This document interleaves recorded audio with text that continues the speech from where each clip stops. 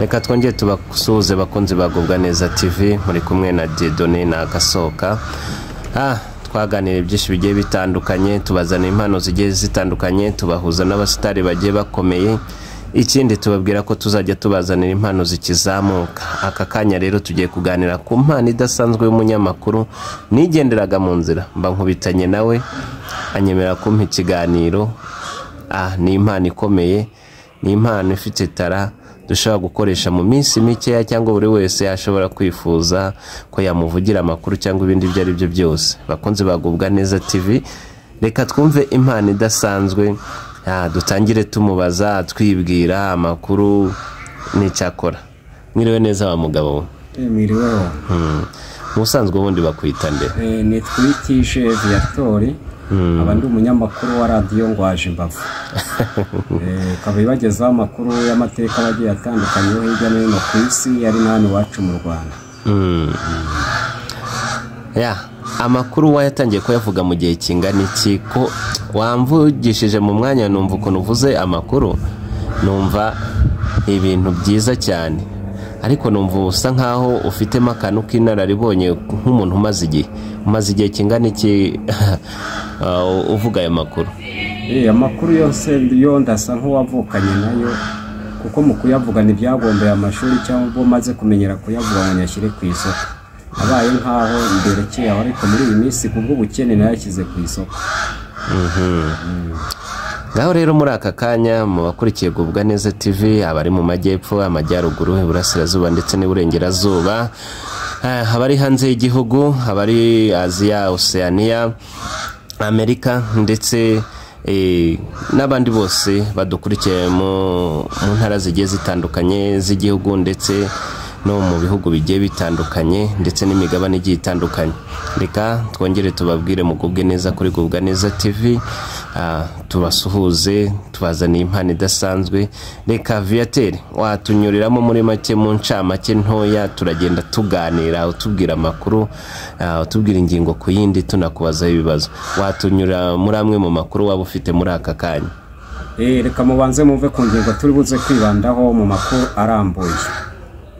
Abateze amatwi radio Ngwaje Mbavu, mbanje kubasuhuza. Utugeze mu mwanya w'ingingo z'amakuru zivunaguye ku makuru turubuze kwibandaho mu kanya mu buryo burambuye. Amakuru nyatangirira mu Bushinwa nza mu Rwanda, mukamenya perezida w'Ubushinwa uko byamugendekeye yaje mu Rwanda, ari nabwo tuza tukagera mu mujyi wa Kigali, mukamenya umunyamakuru wa radio Ngwaje Mbavu uko byamugendekeye yaje mu mujyi wa Kigali n'icyari cyamuzanye mu mujyi wa Kigali. Byo muraza murabisanga mu makuru, ari nabwo tuza tugasoma ikinyamakuru cya Osama bin Laden n'amakuru akiriho yose tukakirangiza. Mukamenya igihe Osama bin Laden igihe yatereye Amerika, itariki, ukwezi, umwaka, inandaro, ari nabwo mumenye igihe Osama bin Laden yavukiye, mukamenya afite ubwene gihugu, mukamenya na se wa Osama bin Laden uko yitwa n'igihugu yavukiyemo n'icyo yayoyemo amafaranga kuba bafite ingabo zinyanyagiye isi yose.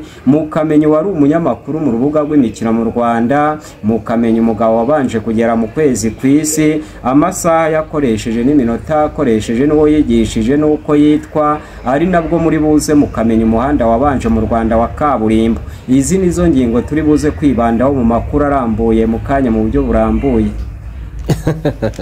Viateur, ko wagira ngo neza uri umunyamakuru cyangwa hari aho wakozeho, ukorera he imyitozo cyangwa se imenyereza mwuga ryawe kugira ngo ubashe kubwira abantu amakuru?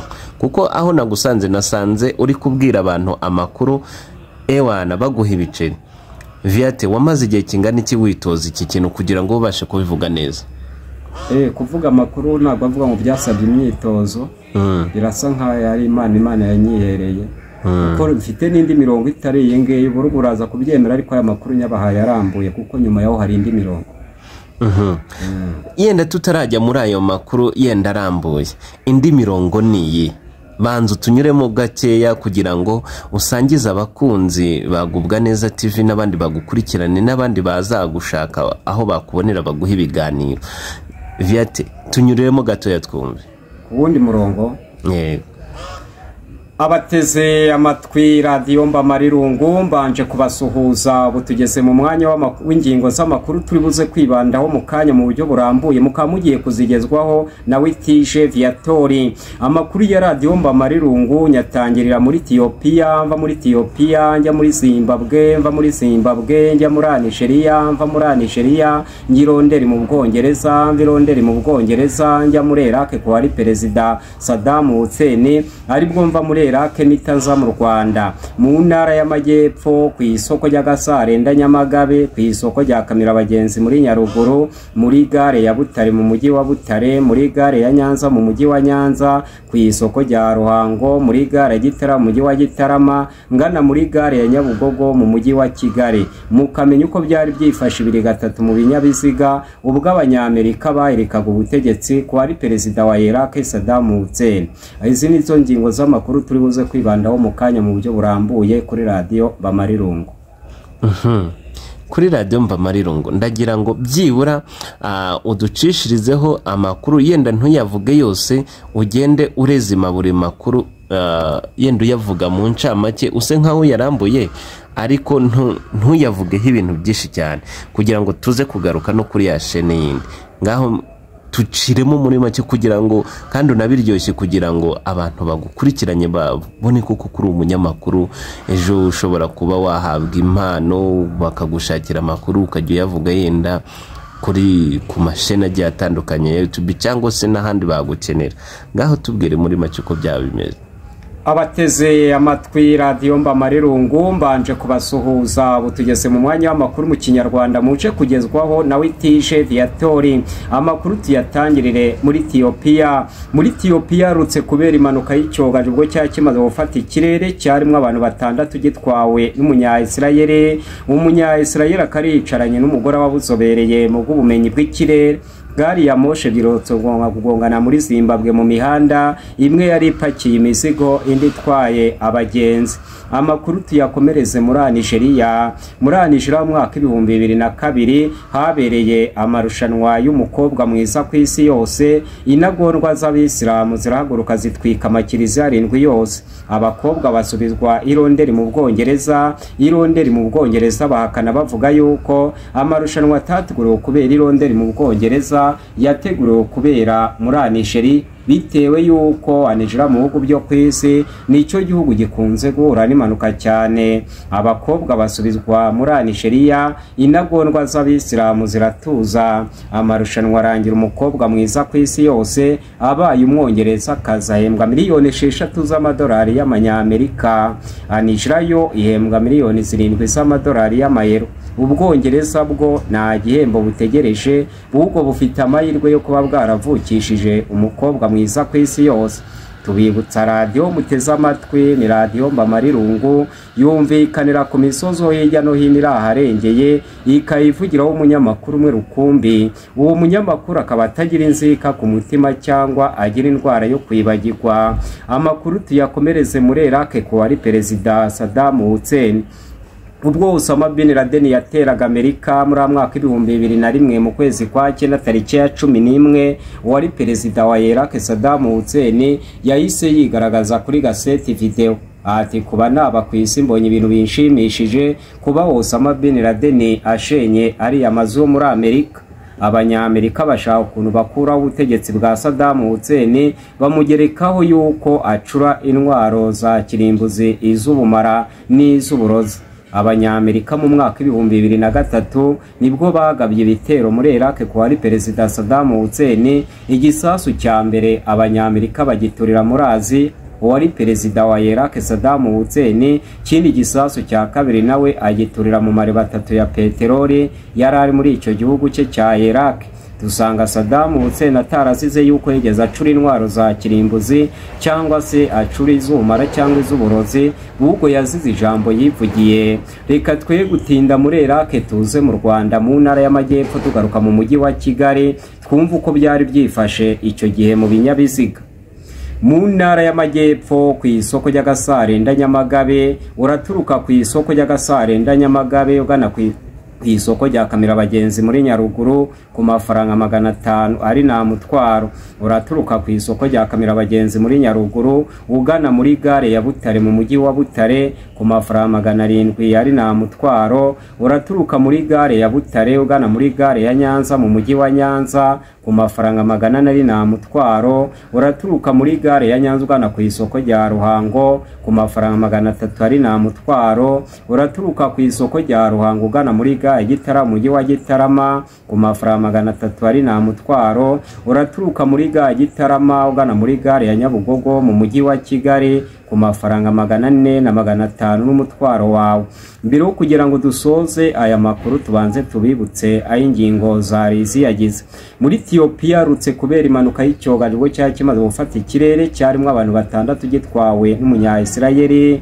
Umunya-Israeli akaricaranye n'umugore wabuzobereye mu bw'ubumenyi bw'ikirere. Gari ya moshe birotongana muri Zimbabwe mu mihanda, imwe yari ipakiye imizigo indi itwaye abagenzi. Aya makuru mwagezwagaho na Radio Mbamarirungu yumvikanira ku misozo hirya no hino iraharengeye, ikayivugiraho umunyamakuru umwe rukumbi. Uwo munyamakuru akaba atagira inzika ku mutima cyangwa agira indwara yo kwibagirwa. Aya makuru ateguriye kuvugwa ku munsi kabiri. Mukamwagezwagaho na Witije Viator. Xavier turika nkubwiza ukuri ufite impano, sinzi niba ari njye uri kubyumva jyenyine cyangwa se n'abandi baza kugukurikirana. Ufite impano rero nkuko mukurikiye mwumvise iyi mpano, ndagira ngo mwandike komenti turebe koko ese uyu muntu afite impano cyangwa nta mpano afite, ese uyu muntu akwiye kuzamurwa cyangwa ntabwo akwiye kuzamurwa. Rero ndaza kubibonera kuri komenti zanyu uburyo ki mubyohereza. Ewan ndabashimiye rero, reka tugezeho. Hari aho numvise uvuga ngo ndwaje imbavu, niba ari n'ibihore niba ari n'ibiki, ndagira ngo nabwo tunyuriremo make ubundi twumve ibyo abantu baza kutubwira muri komenti.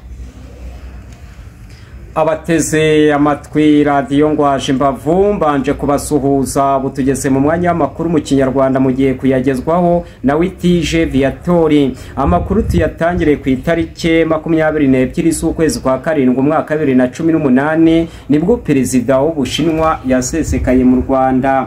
Perezida w'Ubushinwa akaba yarabisikanye na perezida wa Mozambique, dore ko perezida wa Mozambique we yaramaze iminsi 2 muri iki gihugu cy'u Rwanda. Perezida w'Ubushinwa aje kuhahura na minisitiri w'intara y'Amajyepfo w'Ubuhinde, ubwo ku munsi ugira kabiri biriwe mu karere ka Bugesera. Mu karere ka Bugesera bacyagera bahaganiriye ku byerekeranye n'ubukungu n'iterambere u Rwanda rugezeho, cyane cyane bibanze ku bijyanye no kwiyongera kubinyabiziga mu gihugu n'ikorwa ry'imihanda mu mujyi wa Kigali ari no mu yindi mijyi yo mu gihugu cy'u Rwanda. Ari nabwo baje ku kibazo cy'indege nini cyane yifuza gusura u Rwanda muri iyi minsi, kandi iyo ndege ikaba itagwa ku kibuga cy'indege cy'i Kanombe bitewe n'ubunini bw'iyo ndege. Perezida w'Ubushinwa akavuga yuko kiriya kibuga cy'indege kirimo gikorwa mu karere ka Bugesera ko ari cyo kibuga gihagije cyakagombye gukorwa byihutirwa. Perezida w'Ubushinwa yahise akora ibishoboka byose atera inkunga u Rwanda yuko kiriya kibuga cy'indege kirimo gikorwa mu karere ka Bugesera mu by'agateganyo cyakagombye kuba cyaruzuye mu mwaka wa 2019, kandi cyaramuka cyuzuye akanyarukira muri Kicukiro ku bitaro by'Abashinwa biri Masaka, kuko biriya bitaro by'Imasaka bidahagije. Biriya bitaro akabyagura bikaba bigari, ndetse n'ikigo cy'abanyeshuri gihari kikubakirwa amashuri meza, kandi ayo mashuri akazaba yubatse mu buryo buhagije. Ari nabwo azashyiraho ishami ry'umuhanda wa kaburimbo uzaca Nyakariro ukagera Kabukuba ukazenguruka ukajya guhuza icyo gihugu mwati w'amahanga twumve 20 mu bujya hejuru. Amerika ikagendaga yirata mu bihugu byo ku isi ngo nicyo gihugu gikomeye cyane bitewe yuko ari cyo gihugu cyari cyubatse bigaragara. Osama bin Laden katarigeze umushimisha na gato bitewe yuko ari umuyoboke w'idini rya Islam. Osama bin Laden akaba yarahisaga ibitero muri Amerika mu mwaka w'2001 mu kwezi kwa 9 tariki ya 11 akoresheje indege ingabo ze z'ibyihebe. Ikinyamakuru cyanditswe n'umushinga Al-Qaeda kirabaza ati uyu mugabo w'igihangaye ku isi yose mu batera ubwoba ni muntu ki? uyu mugabo w'igihangaye ku isi hose mu batera ubwoba ni umugabo yitwa Osama bin Laden, abenshi bakaba bakunda kumwita Rahabin. Akaba yaravutse mu mwaka w'1958, akaba afite ubwene gihugu muri Arabia Saudite. Ise nawe akaba yitwa Mohamed, akaba yaravukiye Yemen muri Aziya. Kugira amafaranga menshi cyane byabavira ingabo z'ibyihebeza inyanya y'isi yose. Ise wa Osama bin Laden Mohamed akaba yarayoye mu nzu z'intagondwa zari zarubakiwe ibikomangoma byo muri Arabia Saudite. Osama bin Laden yagiranye n'ikinyamakuru cya Tanzania yuko kugira ngo yinjire mu bwami bw'ijuru ari ukurimbura abanyamerika bava bakagera. Uwari umunyamakuru mu rubuga rw'imikino mu Rwanda yari umunyamakuru yitwaga Karinda Viateur, abenshi bakaba barakunda kumwita Wanyeganyeze. Umugabo wabanje kugera mu kwezi kw'isi ni umugabo witwa Wedagarine ukomoka mu gihugu cy'Uburusiya, akaba yarakoresheje amasaha 6:45 kugera mu kwezi, kugeza ubwo yigishije Umunyamerika akaba ari we yaje amena ibanga avuko mu kwezi byifashe. Umunyamerika ageze mu kwezi isi ayibona hejuru. Kujya mu kwezi yaratereye no kugaruka ku isi araterera. Atanga urugero rwumvikana ati ni nk'uko iyo uhagaze ku isi ntabwo ushobora kumenya ibibera ikuzimu uretse ibibera mu kirere. Amakuru tuyasozeretse ku muhanda wabanje mu Rwanda wa aya makuru mwayirwagaho na radiyo Ngwashe Mbavu ivugira muramvu igihori kumvikanira mu mwate w'isi nawo mu cyumweru gitaha. Ukaba mwayirwagaho nawe Tishe Viateur, ariko abakenera n'amakuru yo ku wundi murongo ni 200 kufatisha. Nkuko mumaze kubyiyumvira rero, uyu mutumirwa wacu twari turi kumwe ni umunyamakuru wakumva ko rwose wagira ngo yabigize umwuga. Nkuko mumaze kubyumva rero, uyu munyamakuru twari tunisangiye ku muhanda ni umunyamakuru umeze nkaho yabigize umwuga, ariko disi arababaje kuko nta muterankunga afite, nta umufasha. Rero dufatanye kumushyigikira turebe ko iyi mpano afite yagera hejuru. Nukuri yabikubwira abafite agahinda keshi, gusa we aba yisabira ibiceri. Reka wumva ahangaha ngo ufite ibindi biceri ngo yakuhindura sheni, ngo azi no guhindura sheni. Nitumara kubyumva rero ewana muduhe comment uko mubyumvise, turi ukuntu twamushyigikira tukamugeza hejuru. Aya makuru mwayirwagaho na radiyo Ngwashe Mbavu ivugira muramvu igihori kumvikanira mu mwate w'isi nawo mu cyumweru gitaha.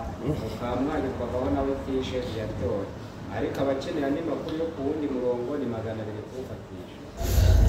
Muramwiyumviye rero umutumirwa wacu nakagaruka rero. Reka tucumbikishiriza ahangaha, tuzasubira ubutaha na Viateur, yenda hari uko byagenze, yenda ubuzima bwaranahindutse. Nakagaruka rero ni kuri Gubwa Neza TV, abari mu majyepfo amajyaruguru iburengerazuba n'iburasira bwaryo, abari hanze y'umujyi wa Kigali ndetse n'abari hanze y'igihugu, hanze ya Afrika, imigabane yose. Turabashuje rero mukomeze kudukurikirana, mukora subscribe na comment na share, mutwereka ko turi kumwe kugira ngo mujye mubona amakuru yacu uko bwije uko bukeye, uko dushyizeho buri kiganiro cyangwa tugicishijeho mujye mubasha kugikurikirana. Murakoze, mwari kumwe na Dieudonné nakagaruka. Ciao ciao.